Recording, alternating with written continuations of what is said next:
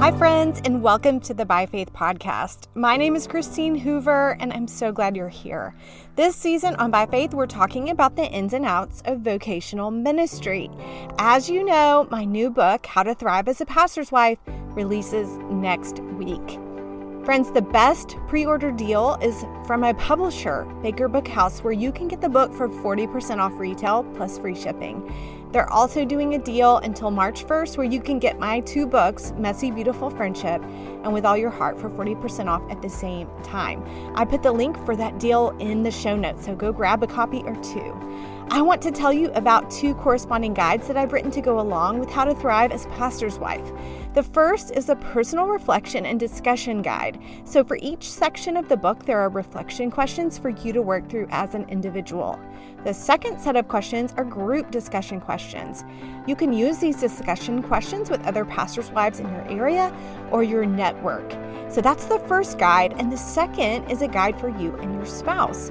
It's meant to facilitate the process of discussion and connection regarding ministry within your marriage. It's not long because I know you're really busy, but my hope is that it will spark good conversation between the two of you, even beyond what I guide you through, and help you thrive together. Both of these guides are free and can be found on my website, howtothriveasapastorswife.com. Okay, friends, for today's episode, my guest is Caron Loveless. When Caron's husband was the pastor of a large church in Florida, he had an affair with a woman who worked on staff with him. Caron joins me today to tell her story, what she's learned in the years since the affair came to light, and what she would want pastors and pastors' wives to know about being in ministry without losing your soul or imploding your life. So here, friends, is my conversation with Caron Loveless. I'm really privileged to get to talk today to Caron Loveless. Hi, Caron. Welcome. Hey, Christine. I'm so glad that you've been willing to join me. I heard you on the Glass House podcast, which I really love, that Lindley and Ben Mandrell are doing. And I knew as soon as I started listening, I wanted to have you on to share more of your story. So thanks for being willing. Can you just start by introducing yourself and what you're doing currently in ministry? Yeah. So my name is Caron Loveless. It's a little different pronunciation. So, and I'm married to David, and we have 3 grown sons and bunches of grandchildren by them. How many? 8, not that many, but 8, yes. That's a lot. And we have a ministry to pastors and their wives that is to really help them gain a healthy soul. Lead a thriving ministry without losing their soul is usually what we say. And because we have lost ours in the process of trying to really lead a healthy ministry as we perceived it to be. And so we, out of our own story, out of our own issues, out of the things that we've learned, we decided that we were not finding enough people that were really kind of doing this kind of work. More and more, we're discovering pockets of people that are, but at the time we weren't able to find that many. And so we just said, we want to be able to do this. So we want to be able to, serve the church in this way. So we coach and meet with leaders, pastors, their wives, as couples, as individuals, depending on whatever the issues are that they're dealing with. And also, I'm an artist, so I also do some art on the side, and I'm an Enneagram coach. I'm a certified Enneagram coach. So I spend a lot of time coaching people through Enneagram things. And also, David is a pastor at a First Orlando here in Florida. And so we have a busy life.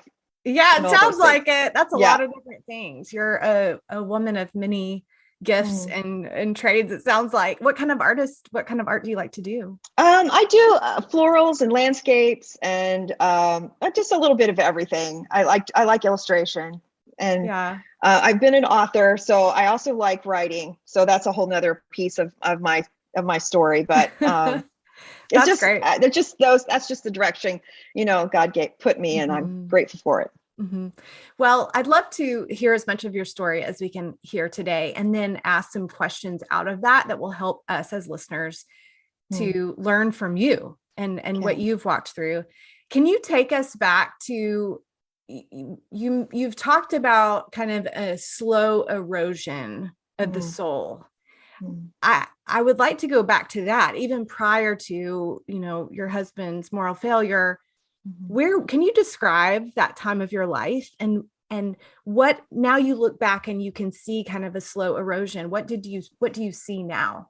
Well, we had a very large ministry in Central Florida, and we were so grateful for it.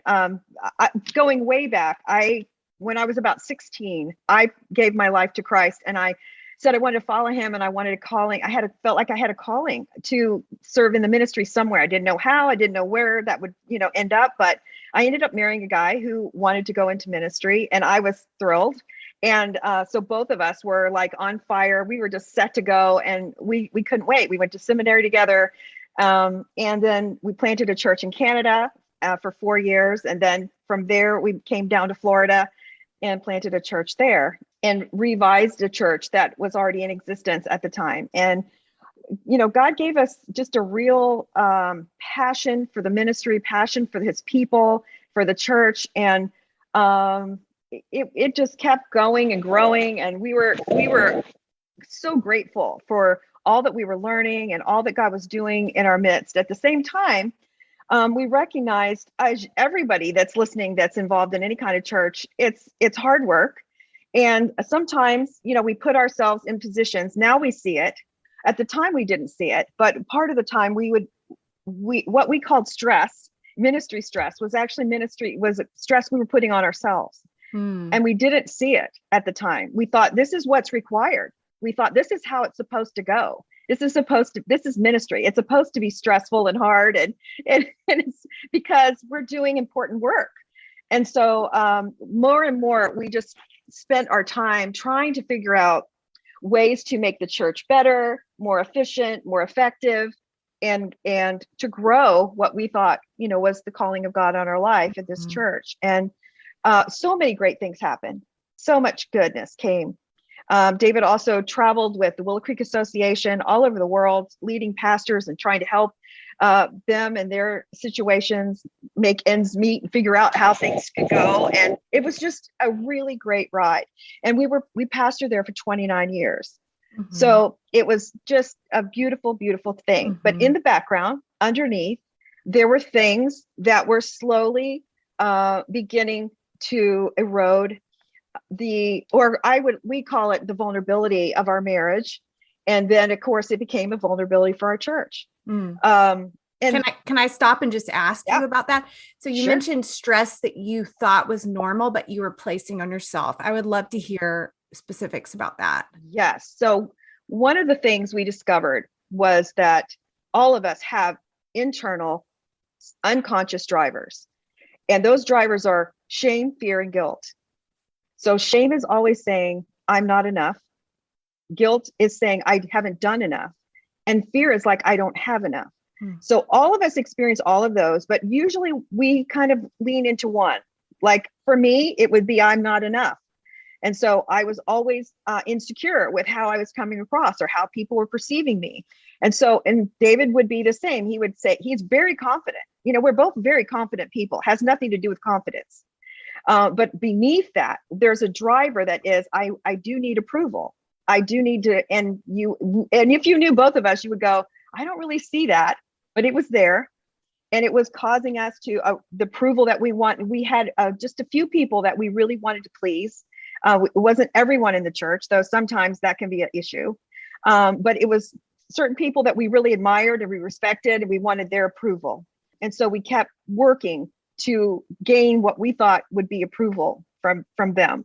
Everybody has those people in our grandstands. We'd like to say it's just God, but we do have those people. And so for me, it was, and for David, it was, I'm not enough, even though I'm giving it all I've got, and I haven't done enough. And if you combine those two things in underneath, again, this isn't something you talk about. This isn't something that you even are aware of. Right. But if those things are driving you, then you're going to stress yourself out in one way or another, trying to make those things happen. I've got to do enough for God. We would exaggerate. And I do think we have at times, even if I can say this, perverted a scripture that I can do all things through Christ who strengthens me. I don't believe I think we've taken it to a this extreme that God never intended. Like, I think he meant whenever you're in something difficult, I can get you through that, instead of you can do anything you want in the name of Jesus. And that's kind of, I think, what we do in the church. We think we can do anything we want and God's going to give us the energy and the strength to do it. And that's not actually true. I think sometimes we forget we're human. We have limitations. I know we do. And my husband often talks about how he had a Superman complex, that, he had what we call an arrogance of capacity, that you can just keep going and going and going, and God's going to give you the strength to do whatever it is you need to do. Now, that's true to a degree, but we're also in a limited human body. And so we didn't see that. We didn't see that happening to us. And so if you add on top of shame, fear, and guilt that's driving us underneath, then you put on top of that external resentments that happen in relationships, that just naturally happen in a marriage. You could say, David would say this, and he's very open about all this. He would say, I had resentments toward Caron. I had resentments toward my elders. I had resentments toward God. Like, God, I've been slaving away here for you, doing these things. I'm sacrificing my life every day. Again, he would never vocalize this. These are all private thoughts, but they're in there. And we've all had them, God, what else can we do? Because we still are struggling financially, maybe in the church, or, we're not seeing the results we want from our ministry. And so David kept also thinking that over time, things would get easier. The longer you're at something, you think, I'm going to get good at it, and I have experience and I know what I'm doing, and it should get easier. Well, that's a fallacy. It's not true. Life is going to be up and down all the time, and it's never going to just be great or easy. We're going to have great moments and great times, but he had this kind of pie in the sky thinking that, things should be getting easier. And when they got harder, it would really discourage him. And so we found that we had a vulnerability in our relationship, but when we can only see this after the fact. Yeah. Unfortunately, we can only see it now later, that there were so many vulnerabilities there. We went through, at the time, we were going through a financial crisis in our country, which created a financial crisis in our church. We had some personal drama going on in our extended family that was it was sad and hard and stressful.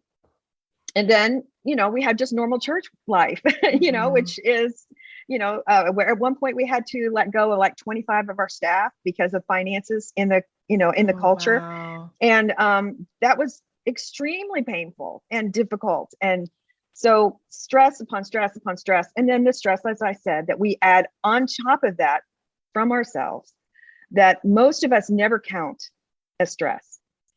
We're hard on ourselves. We're really, really hard on ourselves. And so that added all up. And then in our situation, there was a female staff person who came to David one day, and she said, and we'd known her for a long time. This isn't somebody that was just, new on the scene, somebody we'd known her a long, long time. And she came to him one day and she said, can we be better friends? And he was like, I don't really know what you're talking about. We're already friends. I don't think there's anything we need to do different. He came home and he told me about that conversation. And I was like, well, that's very interesting. I had had another check in my spirit about this person some years previous that I did communicate to him. So it wasn't like this was a super secret at first. But there was another time later where she came back to him again and asked the same question. And he didn't come home and talk to me about it because he thought, what's the harm of a few conversations with somebody that I know really well and that I trust, and somebody that's been around and gets the ministry here. What's the harm in a few conversations? And that's what she was asking. Can we just talk more about ministry, or just spending time together? Obviously that was part of the excuse. Yeah. Because that would be the common thing. So I'm just saying there's so many ways this happens. Like, in other words, all of those stressors can happen. And then you don't have somebody sitting in your office saying, can we be better friends? Mm-hmm. You see what I'm saying? Yeah. It doesn't happen if there isn't somebody also there kind of opening the door. Right. So all of these things could have been going on and still things would have been fine. Mm-hmm. but there were still things we needed to work on in our relationship, and that I needed to see, that I wasn't seeing at the time as severely as I needed to see it. And unfortunately, that's how it works. We don't see what we need to see. We're faced with the hard thing. Can you explain that? Because I think some people might hear that as saying it was my fault that this happened. Oh, goodness, no. And David would never say that. Right. And he never says that. And we, whenever we're talking together, he's always very quick to say, none of this is blaming Caron.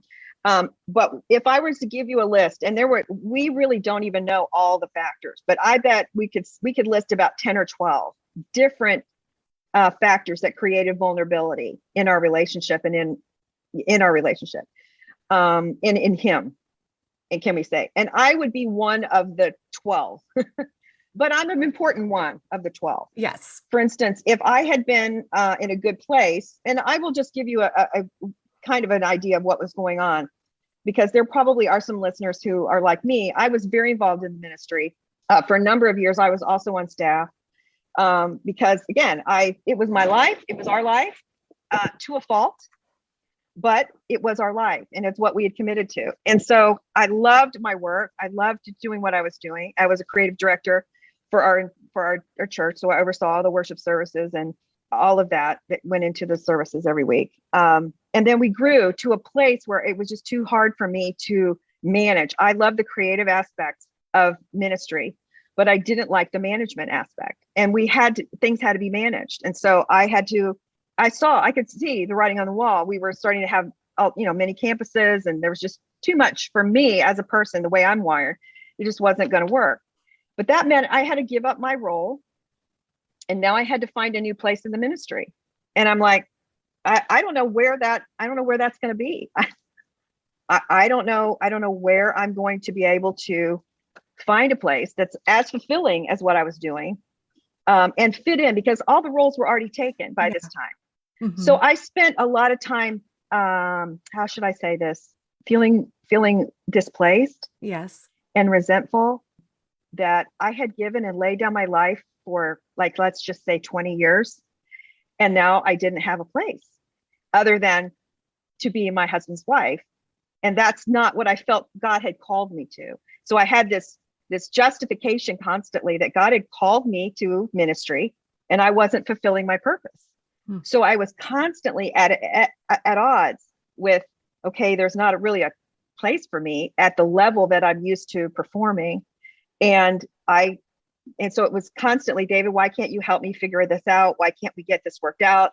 And he was doing his best to try to figure out things on the staff level, but also he had staff and elders that he had to please. So I kept feeling like he was taking their side on things and not sticking up for me. Now, that wasn't actually true, but it's how I perceived it, because nothing changed. Yeah. And nothing changes till you change. And I was the one that needed to change, but I wasn't willing, because I kept thinking I was sacrificing myself and my calling for his calling in the ministry. Mm-hmm. So there was a wedge between us over this one issue. Everything else was great, but this one issue was sticky, and it created resentment. And then he resented me for not giving him more peace at home over this situation.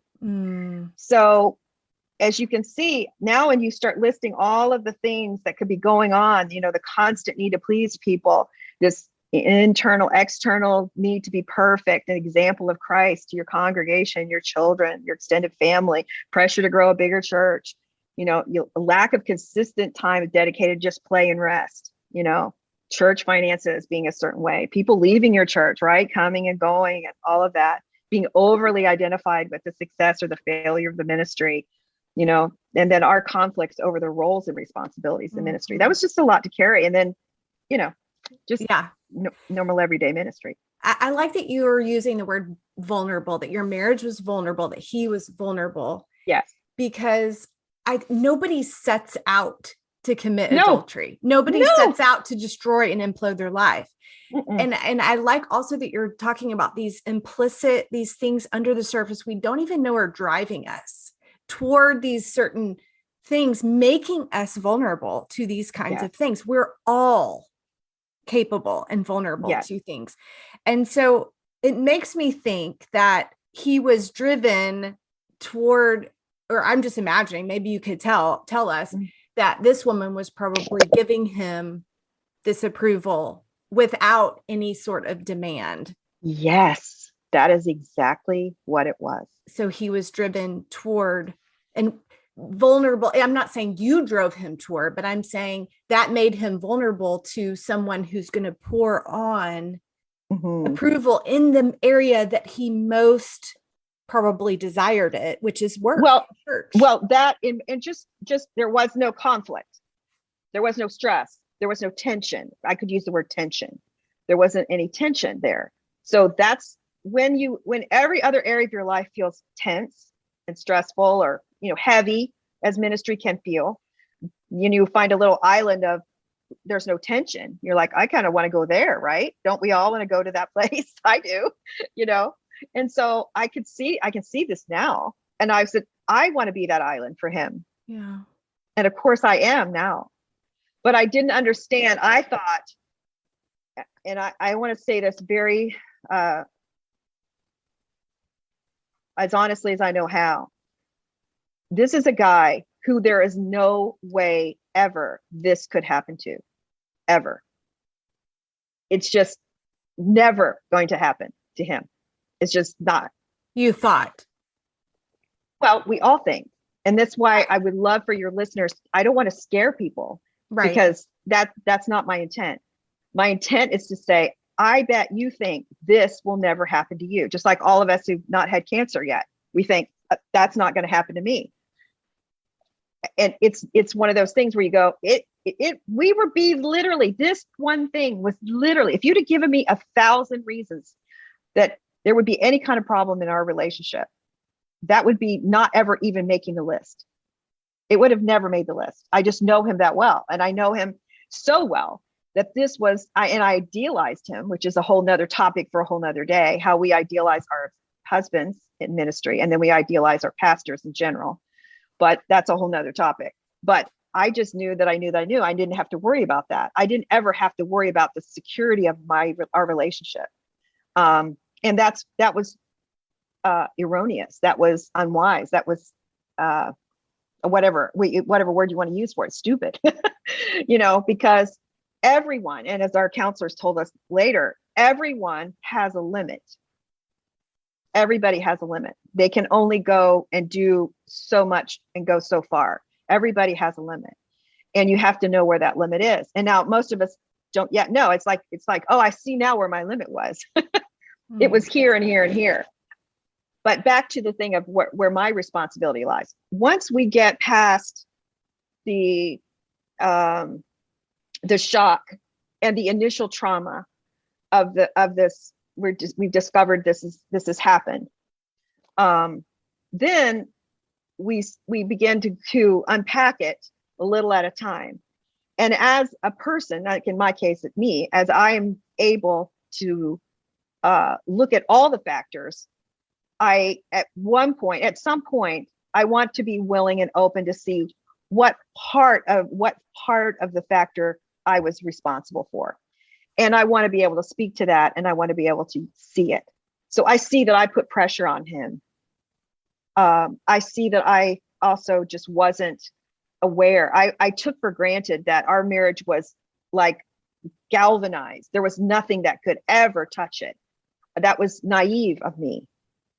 And for me to know that even if all those other stresses were involved, here in our life, that if I'm not the safe island, the safe place in the midst of all of that he is going to be vulnerable. And I like to tell people, it's like a virus. It's like your body gets run down. And then finally you're susceptible to whatever is in the environment. And that's what happened. You just get run down. And he was praying every day. It's not like he wasn't. People always come up and ask him, well, were you just not praying enough? Were you not in the Bible? Of course he was. Mm-hmm. But as our counselors would tell us, there's stuff that goes way underneath our decisions and our will. And that is when we are under so much stress, we have to find comfort, and we find all the different ways to appease that and to figure out how to do that. So I don't know if Yeah. that makes sense. Yeah. I think that we often think an affair is about sex, but it really, Yeah, it's not that. there's so much more driving Yeah, us to make decisions that we probably, I would imagine he at one point was like, what in the world have I done? Like, how did exactly. I get here? And Yes, it's because things are driving us beyond just sexual desire. And yes. I'm wondering, did you, Caron, ever have moments where you thought something was off, and are you a person who second guesses that kind of thing? Or did you not have that at all? Or you did and you brought things up? Like, We talked because we had seen, as you have too, many leaders fall yeah. close to us and at a distance. We'd had umpteen million conversations about how this happens and what we could do to avoid that happening to us. So we'd had those conversations. We weren't ignorant of that. So even having those conversations, these things can still happen. And again, it's subtle, very subtle. I'm just having a conversation with this person. It's just a talk. I'm just having lunch and a conversation with this person. And they could be very few and far between. In other words, this isn't something that just we're doing every day. This is very, long distance in between, nothing's going on here. This is just a friendship. I just work with this person. And slowly but surely over time, long time, and I do mean long time, took a long time, things just imploded enough and the stress got just enough. And I don't know if that answers your question, but we had talked about it, and we did say, these are the things we want to look out for. And we did know stress was a factor. Exhaustion is a factor.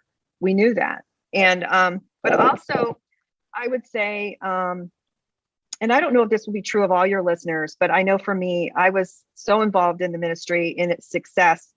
It mattered to me if we succeeded. It mattered to me if we failed. It mattered to me if people thought well of us or didn't. It mattered too much. So as a result, even on our days off, when we should be resting and kind of having, church talk is off limits, I would be asking questions. I would be bringing things up to him that I know he hasn't seen or noticed, because I'm a noticer, and as pastors' wives, we notice things, right? We see things other people don't see. Mm-hmm. And we are we have our little antennas up all the time. Mm-hmm. And so I would think, I got a captive audience. Now I can talk to him about such and such, right? Yeah. Which again, not helping back.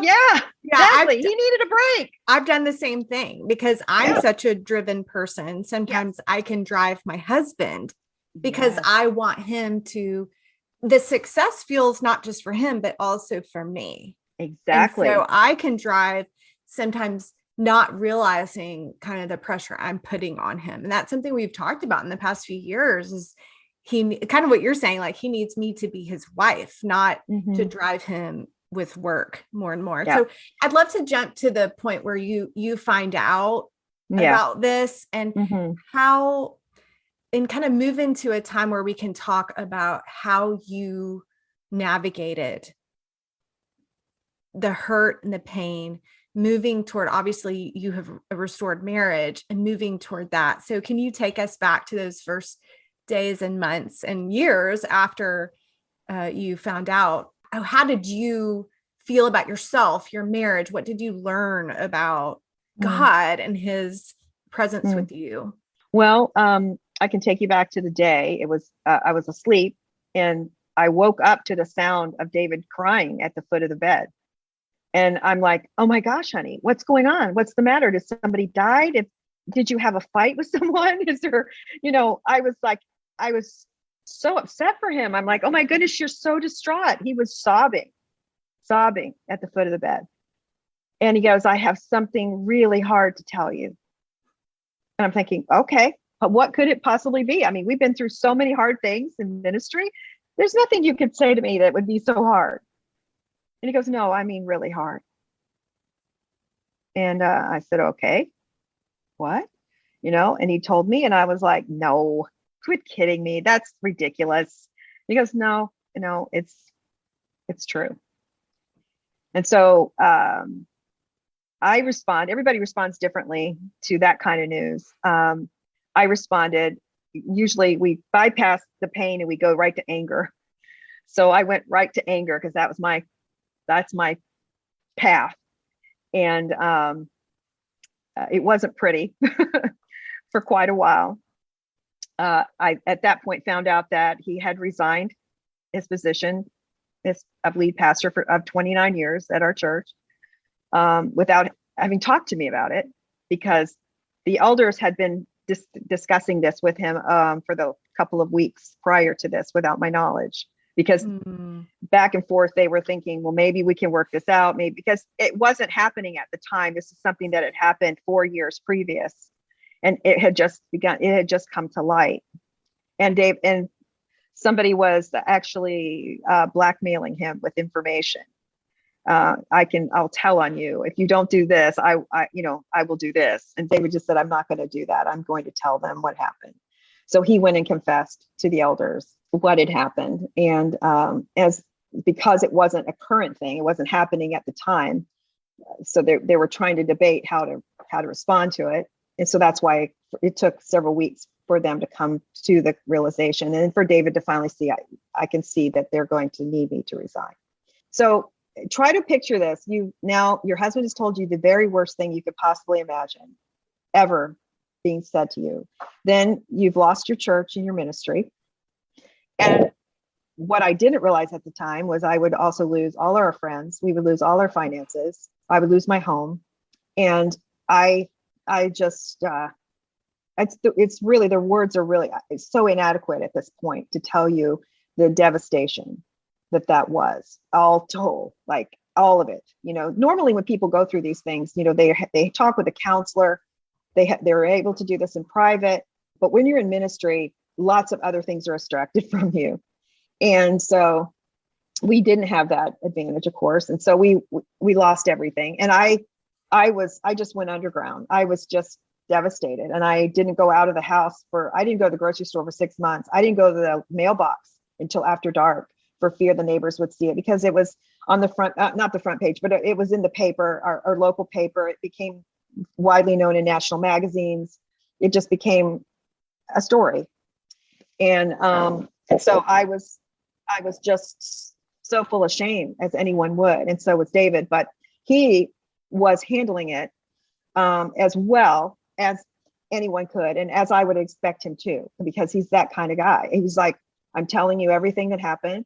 And he was as contrite and as heartbroken and as humble as a person could possibly be in that situation.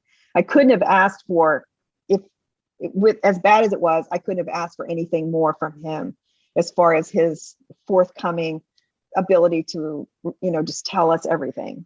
But when you do that, I'm thinking, well, he wanted to go and he wanted to tell the church goodbye. He wanted to confess this to the church and ask for forgiveness. The leadership did not feel like that was wise. So we were only able to write letters. I wrote a letter. He wrote a letter. We wrote to the congregation, our dear family, our church. We lost our spiritual community. We lost our friends. We lost everything in this action. We set about at that point to figure out what to do. Now, it's very interesting. I didn't tell him this for about 2 weeks, but within about a few hours, I knew, and everyone's different. I might say everyone's different, but within a couple of hours, I knew that I wasn't going to leave him. And I said to myself, and later to him, either everything we've been teaching our church and our people about Jesus and about forgiveness and about grace is true, or it's not. And if it's true, then it has to work, even in this ridiculous, horrible, awful moment of our lives.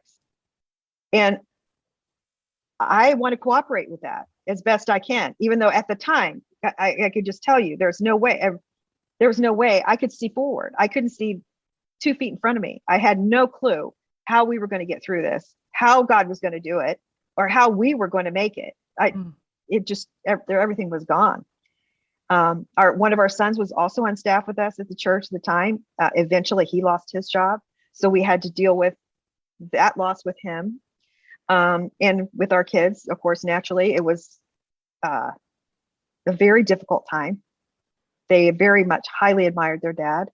And so this was very difficult. And That's just an understatement. Mm. But I just will say that we were able to find some very good counselors. I had a counselor for me, one for David, and one for both of us. Mm.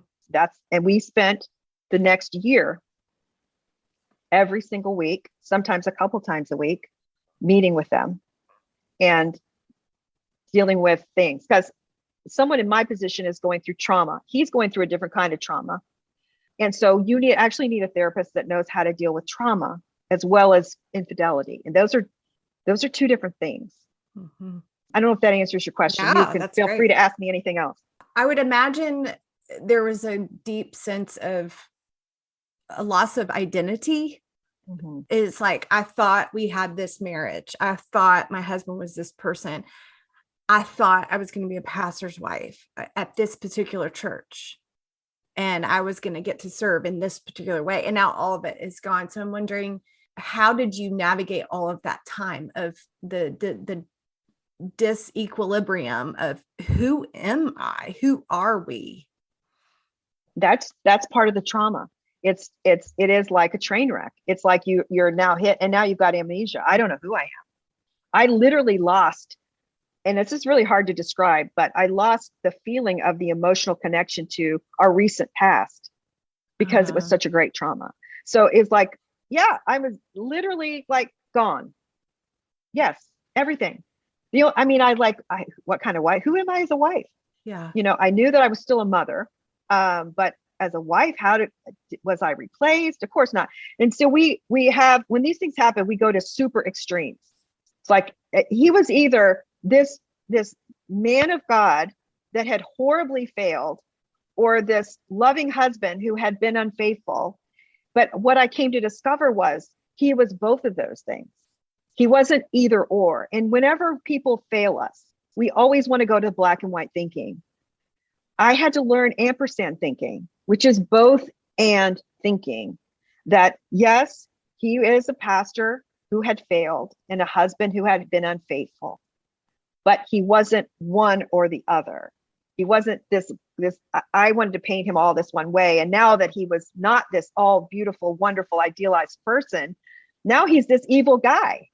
He's just all evil. And we don't know how, in our trauma and our reactivity, we don't know how at the time to bring those two together. And that's actually what God sees. When God sees us, he sees this person and this person as one person. He doesn't separate them like we do. Yeah. I think I would imagine it would be really difficult to even look back at your marriage. You had been married decades by then, and to go, oh, that was real. Like we had a true marriage, and the good, there were good things about it. Yes, totally. Yes. And that's, we had many conversations just of that very thing. What did we have? Oh my goodness, if this could happen, what did we have? And of course he would do his best to try to assure me, yes, it was real. That wasn't wrong. This was like how does he say it? Like a deviation, a temporary deviation from what I knew to be my life and my truth. Like a little, I would call it like a little, not literally, but I mean, we're talking hours at a time. We're not talking days or weeks or anything like that. Just a deviation from life. And so he was able to kind of spin and tell himself, this isn't that. This isn't something that I think it is. This is something else. And that's how people do. That's how people do these things. It's their ability to compartmentalize. And men are very good at this. They can compartmentalize. This is my life with my wife and my children and my church and whatever. And then I have this teeny little place over here that maybe every once in a while I go and I do something that I really can't even tell myself I'm doing. Yeah. Can't even tell themselves that they can't even tell themselves. And he couldn't because he never called it what it was until I started calling it that. And it just crushed him. Oh, he called it, this is a friendship. It's a friendship, just a friendship. That's it. Even though there was a sexual nature to it. Yeah. Okay. It was just a and friendship. So when you said this is an affair, you have committed adultery, that was the first time he really wrapped his mind around it. Yes. Yeah, I know that sounds bizarre. That sounds ridiculous to us. I honestly can see that. I mean, I think listeners are probably going, wait, what? But I think we can deceive ourselves so much. Well, that's what happens when we're in sin. Yes. We do deceive. Yeah. Yes. Yeah. We're deceiving ourselves. And he would say on a regular basis to me, of course, I was mostly deceiving myself. And then, of course, also deceiving you. But, mostly deceiving myself as to what was going on. And that's what happens. Again, I can see it now with hindsight so clearly. Now I can see it, and I can talk to you very rationally. At the time, I would have been out of my mind. Right. Right. You make it sound like, oh, it's a little deviation, but we know that it was years of working through anger and yes. So I want to talk about that, the forgiveness, because that is something that you truly have to choose to forgive. Mm-hmm. You're not going to just feel forgiveness. You are going to say, I know the facts, and I take those facts and I choose to release my husband of the debt he owes me because he did an injustice to me. He did something, he committed sin against God and against me. So can you help us to wrap our minds around, what does forgiveness look like, and how have you chosen to do that? Well, first of all, I think in the Christian life, we have this unspoken rule that says the faster we pronounce forgiveness on someone, the more spiritual we are. And what I've come to see is that actually the greater the offense, the slower the forgiveness needs to come. Because if we forgive too soon, then we bypass the work that we need to do of reflection and the necessary wound tending that has to happen. So I was somehow able to understand that I wasn't going to be quick to speak those words, I forgive you. And I won't say that some part of me was also, holding that back on purpose, like as a punishment. But I will say there was enough goodness in me and righteousness in me to know that I was going to forgive him. I just didn't know when, and I didn't know how. And little by little, I learned, like I said, I had to understand the difference of black and white thinking. Forgiveness begins at the end of black and white thinking. I don't think black and white about him in this anymore. I understand all of this is one person, and he can be this good, godly man and still fail. I also had to recognize this whole concept, and we've heard this many times, to err as human and to forgive divine. We cannot forgive as human beings. It's not in us. That's why it's such a divine experience. It is from God. And you can't make someone forgive someone. It is a divine act. It has to come from God. And as I learned to leave off my black and white thinking, I was able to slowly but surely see that, yes, he was this man that I thought he was, but he had failed me and he failed our marriage. But that wasn't all he was, a failure. He was so much more than that. And at the same time, I recognized that God is streaming 24/7 forgiveness down to every single person on the face of the earth, every day, all day long.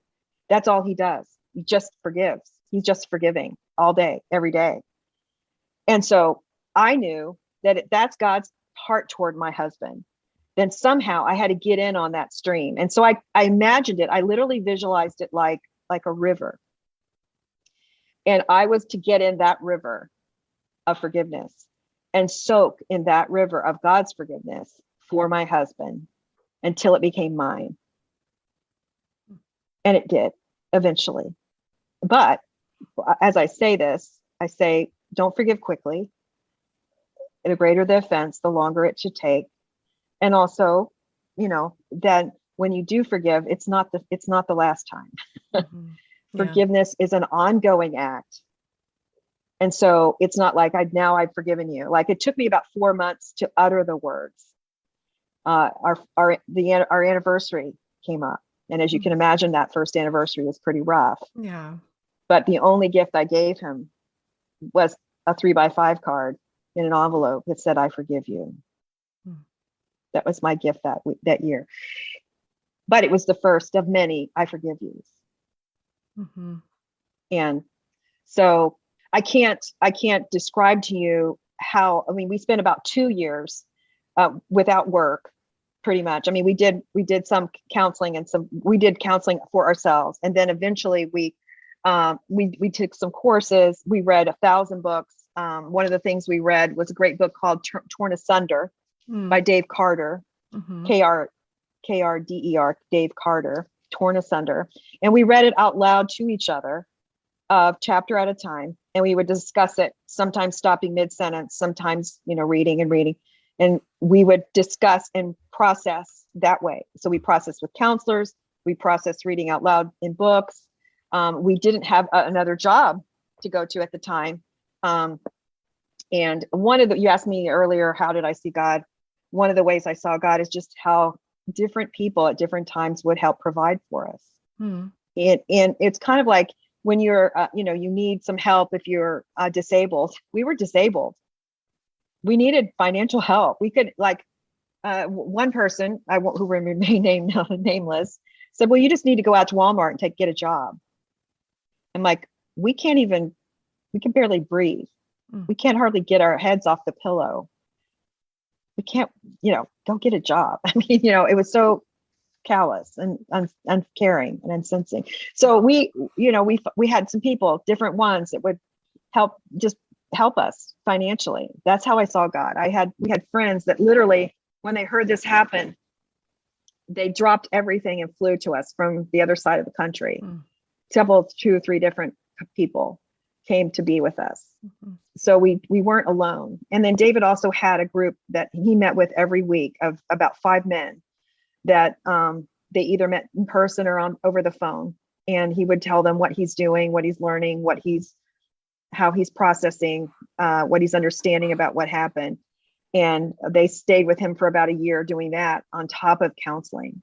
So it was a lot. We did a lot of work, a lot of really hard work. I probably read 25 books on my own, just trying to understand, process, get a grip on what all the facets of what can happen.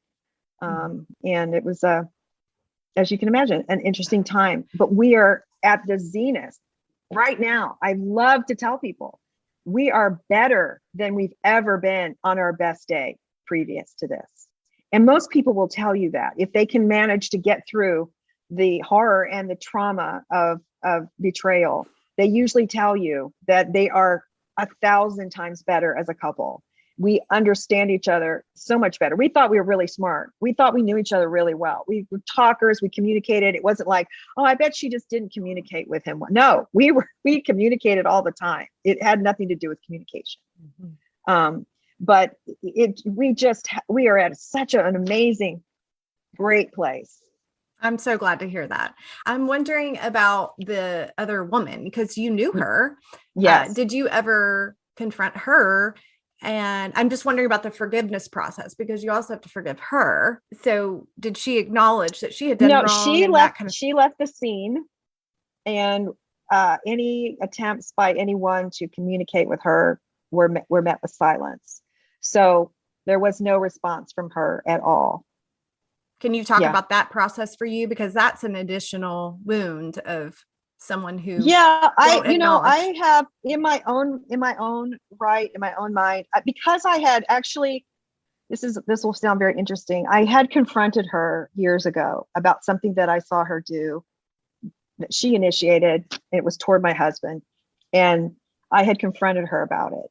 I was very upset about it. And I was probably not as kind as I could have been in just approaching her about it. And so I knew that she had some designs on him, but it wasn't anything that I could really prove other than something that I had seen. So yes, I knew that. So there was already something there. She always avoided me. There was always something that was a little strange in the relationship. And I just thought, well, that's just her. That's just how she is. Little did I know. But it just ends up that she kind of went underground and was never heard from again. And we, as far as I know, all still live in the same town. And it's very possible I could run into her one day. And I've gone through, many different things, I might say. but I hope that I will respond well if that happens. Mm-hmm. Hmm. Well, moving on, you just described how y'all are doing so well. Yeah. And you have this ministry now to Yes. pastors and pastors' wives. So I want to start by just addressing the question that often gets discussed when things like this happens. Some people say that your husband, someone who's had a moral failure, should never be back in ministry. And then some say, no, they can be restored. And so obviously you guys have been restored to ministry. I would just love your thoughts on that. Yes. God said in Psalm 51, a contrite heart I will not despise. And I feel, and we feel, and everybody has their right to whatever they perceive as the right course of action. I know the leaders of our church thought they were doing the best they knew how to do with the information that they had. And we certainly felt like we should have resigned there, all of that. But I don't think we still know how to deal with our leaders in failure. And one of the things that David has come to believe is that he was never qualified from the beginning. It's only Christ that qualifies us for anything, for our calling, whether it's a calling to ministry or a calling even after we have failed. There's so many examples of how Jesus responded to his failed disciples. And so we feel like we understand as much as we can humanly understand what his heart is toward restoring people that have fallen and that have failed him. And in our minds, if the person is repentant, if they're willing to go through a process, now, not everybody agrees with what that process should look like. And sometimes that could be a debate, they haven't gone through enough of a process, or they haven't. And it's always interesting to me when they say they haven't waited long enough. I'm like, if your counselors are releasing you, and we would highly, highly recommend that everyone go through a good long process of counseling. But if your counselors are saying you're well enough, you're healthy enough, you've seen the light, you've understood now where the falls took place and how, and you're healed enough to not be a detriment to people. Because sometimes in our woundedness, we could still be, we're still hurting, and we're not as helpful as we'd like to be. But if we could say we're that, we've done all those things, then I think we can go back into ministry, and we go better than ever as pastors and leaders when we have seen our own failings and we know now our blind spots. Mm-hmm. So many leaders lead without any awareness of their blind spots, and they're hurting people left and right, not only their marriages, but just people in general. Yeah. Well, I'd love to talk about that. Because you work with so many different people from all over the place, you're seeing some themes. Yes. What are some warning lights on the dashboard that we need to pay attention to as leaders in the church? Well, first of all, where's your resentment? How's your resentment doing? Who are you resenting? Where are, it could be in your marriage, maybe not. It could be just with leaders or people in the church. Look at resentments, unresolved issues, things like no objective third-party support. So often we see leaders, and because we're smart people, we are leading large groups of people. We think we're smart enough to handle our own issues. That was us. We thought we could handle our own issues. We thought we're great at talking things out, talking things through, but we would just come to an impasse. We needed a third party. Yeah. We needed somebody that could be a support to us. And so right now we tell leaders all the time, if you do not have a third party, you don't have a pastor. And we encourage it to be counselors, and we encourage churches to actually help pay for that on at least a monthly basis. Sometimes more often if there's some things going on. Everybody needs a third party. You just gotta have that. Inconsistent boundaries. So often we just see so many leaders that just don't know how to say no. And they think that they're the answer to everybody's problem. And that's your ego. Your ego is just, I'm the person that can fix this, And so we see this time and time and time again. And we see young leaders doing this. And we look at each other when we hear of this happening, and we just look at each other and go, it's just a matter of time. Oh, just a matter of time, because you just can't keep doing it. The arrogance and capacity. I'm Superman. Everybody needs me. And we actually believe there's a body of Christ. And we believe that in the body, there's many members, and many members should be serving the body, not just the lead pastor and his family. You know, there's always going to be issues beyond your control that are going to be factors that you can't control. And we want to control them, you know, and then, you know, just all the thing about the ego needing to be noticed and need to be known, needing our churches to be noticed and known. And, you know, just wearing exhaustion as a badge of honor in the ministry. We do that. We wear exhaustion as a badge. Oh, I'm serving God, and so I'm supposed to be tired, you know. Well, I don't know. There's a reason why rest is so emphasized in the Bible, and we just seem to ignore those passages, I think. So I'm listening to you saying these things in the midst of ministry. And I know other listeners are just like, oh gosh, I see these things in me. I see these things in my husband. I'm not saying I do, but I'm saying as a listener, I have seen these things in my husband. We've discussed this. Yeah. But what does a wife do if she sees these things in her husband and she's trying to address them and he is just not seeing it and not listening?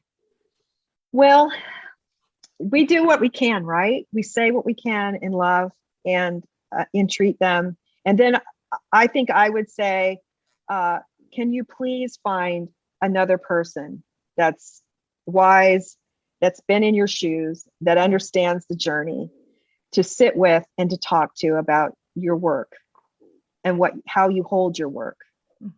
Because, and then unfortunately, sometimes it is going to take burnout. It's going to take a failure. It's going to take something happening. We just can't see what we can't see. And we don't know what we don't know until it happens. So I don't love that that's the case. But one of the things we teach people all the time now is that there is order, then disorder, and then reorder. So we start out in order and we think that's what we're doing, but then disorder happens on one form or another in our life. And that's where we wake up. We don't wake up until things go sideways. And then we can reorder, or like, it's like life, death, and resurrection. You know, we just see often this pattern, and we don't teach that there will be failure, and it doesn't have to be moral, but there will be failure. There will be blind spots. There will be weaknesses. And we don't teach that as a matter of fact. We teach that as, you know, keep that away from me. Right. We're not going there. We try to get smart and go to conferences and figure out how to not do all those things, but we're not dealing with the internal drivers of shame, fear, and guilt that are actually causing a lot of our problems. And sometimes we just aren't willing to see it until we get, you know, have something happen to us that causes us to wake up. I wish I could say it would something you could say that would be making a difference. But if that were the case, it probably would have already happened. You know, it's got to come usually from someone else or from a painful situation that wakes us up. And that's just human nature. So it seems like we have a lot to learn from people like you who are vocally sharing, this is our life, death, and resurrection. This is what God said. What can we learn? I mean, you've taught us a lot already, but you believe that leaders who have fallen have a lot to teach us. And so they have more to teach us than leaders who haven't, because they know they're capable of weakness. They have so much more to teach us. They have so much more. And if they're humble and contrite, we are remiss not to listen to them and not to learn from them. It's crazy that we don't. I love leaders with limps. I can trust them. I trust a leader with a limp because they're honest. They're honest. And what is the drum you're beating over and over and over as a person who has walked through this? And you're leading with a limp. What do you most want us to know as kind of the closing question? That we all have a shadow. We all have internal drivers that we are not aware of, leading us all day long. Every single decision, all the things we do all day long are driven by shame, fear, or guilt. I'm not enough. I don't have enough, or I haven't done enough. And we just want leaders to start to be aware of those particular voices that keep saying, I'm not enough. I got to have this. I got to be noticed. I got to do this. I've got to have more. I don't have enough of this. or I have not done enough. Look, the kingdom is wide, and I'm just a little teeny little gnat in the kingdom. I have to do more for God, so we want to give people the ability to be more self-aware. Mm-hmm. And I know that word gets thrown around a lot lately, and I think it's now become a buzzword, and now it's lost some of its power. But self-awareness is something that is so important. And it's not even, that's an understatement, self-awareness. Yeah. And it does take being outside yourself and having somebody, a third party, preferably, talking to you about what they see, because the reason why they call it a blind spot is because you're blind to it. Right. You can't see it, yet you have it, and you don't even know it's there. Uh-huh. And so many of us in leadership are walking around half blind to ourselves. Yeah. And we just want to help leaders do that, get better at looking at themselves. That brings up your ministry. Can you tell us where, I know listeners are going to want to know where to find you and what kind of resources you offer? Yeah. Well, it's David and Caron, DAVID and A&D, Caron, CARON.com, davidandcaron.com. And, we just meet with pastors and their wives, or pastors individually. Sometimes David will just coach the men that want to be coached personally on their journey as a pastor. And sometimes we'll coach couples together. It just depends. And we have written a book called Nothing to Prove. We'd like pastors to know they do have nothing to prove, but it seems like they're all trying to prove something all the time. And often us too, the pastors' wives too. Oh, honey. Yes. Oh my gosh. Yes. Yes. And so we wrote a book. We do have a podcast called the Live True Podcast. And so there's a lot of things on the podcast that people can listen to that we talk very openly about related to ministry. So those are some options. Well, I'm so thankful y'all are doing all of that. We need people like you. You're right. We need even more than people who are successful. We need to hear from people who have walked through it, and you have. So thank you so much for being willing to share with me and with my listeners today your story. Remember to head over to my website, How to Thrive as a Pastor's Wife, to download your free discussion guides to go along with my book, How to Thrive as a Pastor's Wife. I also want you to know that in the next week, I'll be doing several Instagram Live interviews, some where I'm chatting with other pastors' wives and some where they'll be interviewing me. I would love for you to join in with us because you'll be able to ask questions of us as we go along. So come find me on Instagram at ChristineHoover98. Friends, thanks so much for listening to By Faith. Join me next week as I talk with Lauren Chandler. Lauren is married to Matt, who is the pastor of the Village Church in Flower Mound, Texas. Lauren and I talk about being a pastor's wife at a large church and how we as pastors' wives can navigate expectations, people-pleasing, and learn to find our place within the church. Until then, friends, have a great week and keep walking forward by faith.